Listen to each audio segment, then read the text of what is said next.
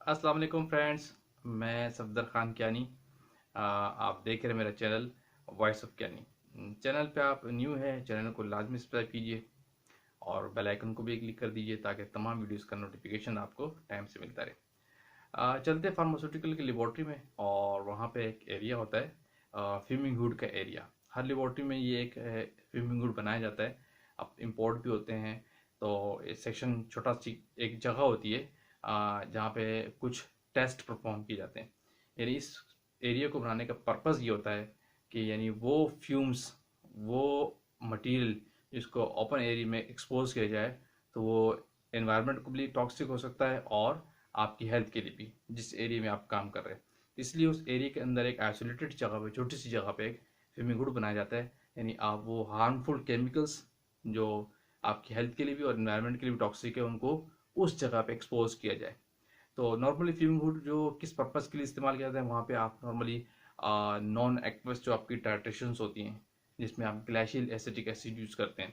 ज़ाहिर है वो उसकी पंजेंट स्मेल होती है, उसको आप खोलते हैं तो एक तो आपको भी बड़ा पंजेंट फील करता है और दूसरा एनवायरनमेंट को भी टॉक्सिक करता है। आप वहाँ पे ज़्यादा देर रुक नहीं सकते जिस एरिया में इसको खोल दिया जाए या ओपन कर दीजिए। इसलिए इस नॉन एक्वस टाइट्रेशन को, जिसको हम पोटेंशियोमेट्रिक टाइट्रेशन कहते हैं, अगर आप कर रहे हैं, आप तो पोटेंशियोमीटर भी आ गए नॉर्मली, तो इस टाइट्रेशन के लिए जो है फ्यूमिंग हुड यूज़ किया जाता है ताकि उसके जो टाइट्रेशन जो केमिकल्स एक्सपोज हो रहा है तो उसके फ्यूम वहीं से बाहर चला जाए।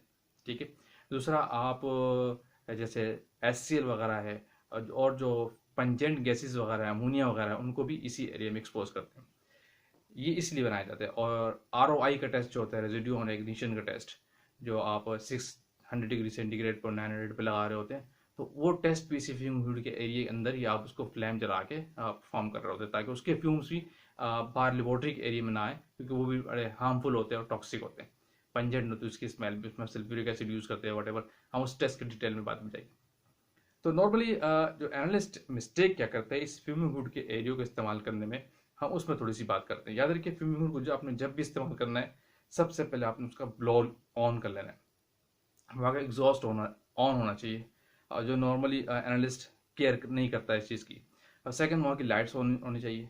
और तीसरा सबसे बड़ा इंपॉर्टेंट चीज़ ये क्या है कि आप जब टेस्ट परफॉर्म कर रहे हो, लेट सपोज नॉन एक्वेट टाइट्रेशन कर रहे हैं, तो एनालिस्ट जो नॉर्मली मिस्टेक क्या करता है, क्योंकि आपको पता है फ्यूमिंग हुड के आगे एक ग्लास डोर लगा होता है, जो आपकी यूँ गिलास ओपन हो जाता है, हैंगिंग गिलास होता है। तो उस बाज़ जगहों पे फिक्स होता है, बाज़ जगहों पे ऊपर नीचे मूव हो सकता है, क्योंकि अब जो नए इम्पोर्ट होते हैं फ्यूमिंग हुड, जो बने हुए आपके पास आते हैं, पहले तो एक एरिया बनाया जाता था ब्लॉक के साथ, फिर उसको डिज़ाइन किया जाता है इस तरीके से। लेकिन अब तो ये बने बनाए इम्पोर्ट डिफरेंट कंपनी इम्पोर्ट करती है, वहाँ से डायरेक्ट आपके पास आ जाते हैं। तो जो उसका जो ग्लास डोर होता है, उसको कभी भी आप पूरा ओपन करके आप टाइट्रेशन या कोई काम नहीं करते। अगर आपने केमिकल खोलना है, यूज़ करना है, तो आप थोड़ा ऊपर कर सकते हैं। लेकिन अगर आप नॉन एक्वस टाइट्रेशन कर रहे हैं, तो उस क्लास का बेस्ट प्रैक्टिस क्या है, मैं जस्ट उसी को डिस्कस करना चाह रहा था कि उस पर वो हम उसको फोकस कर रहे थे कि जब भी उस ग्लास को आप करें, तो अब आपकी टाइट्रेशन अगर आप कर रहे हैं तो वो कम से कम 80% तक बंद हो। जस्ट 20% नीचे से थोड़ा सा खुला हो, जिसके से आपके अंदर से आपके सिर्फ हाथ चले जाए और आप वो टाइट्रेशन परफॉर्म कर रहे हो इस तरीके से। वो भी पूरा ओपन करके उस गिलास को आप काम न करें, ये गलत प्रैक्टिस होती है।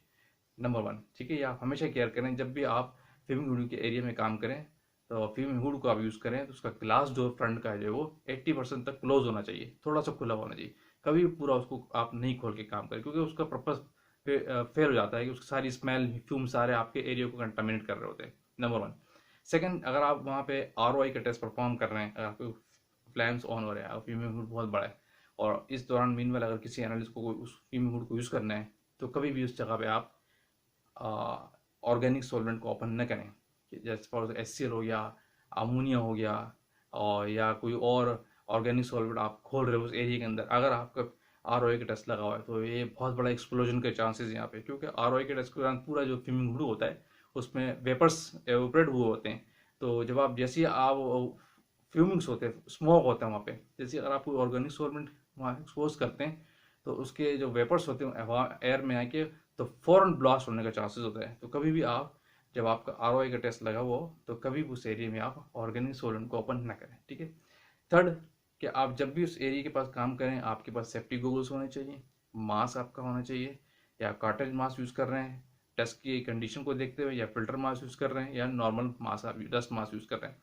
ये डिपेंड करता है आपके टेस्ट के ऊपर, आप टेस्ट किस तरह परफॉर्म कर रहे हैं। जैसे अगर आपको अमोनिया आपने खोलनी है, वहाँ पे ओपन करनी है, तो आपके पास कार्ट्रिज मास्क होना चाहिए। तो इसी तरह आपके पास विनाइल होना चाहिए, विनाइल ग्लव्स आपके पहने हुए होने चाहिए, और दूसरा आपके पास सेफ्टी गॉगल्स होना बहुत ज़रूरी है। तो ये चंद छोटी सी बातें थी इस फ्यूमिंग हुड के वाले से, कि आपको प्रिकॉशनरी मेजर थे एक किस्म के, कि आपको फ्यूमिंग हुड के एरिया में इसको ऑपरेट करने के लिए किन किन बातों का ख्याल करना चाहिए। तो ग्लास डोर का हमेशा भी ख्याल करें कि कभी वो पूरा ओपन नहीं होना चाहिए, उसको नीचे रख के आपने अपनी नॉन एक्वस टाइट्रेशन परफॉर्म करनी है। तो आते हैं किसी और टेक्निकल बात के साथ। थैंक यू, अल्लाह हाफिज़।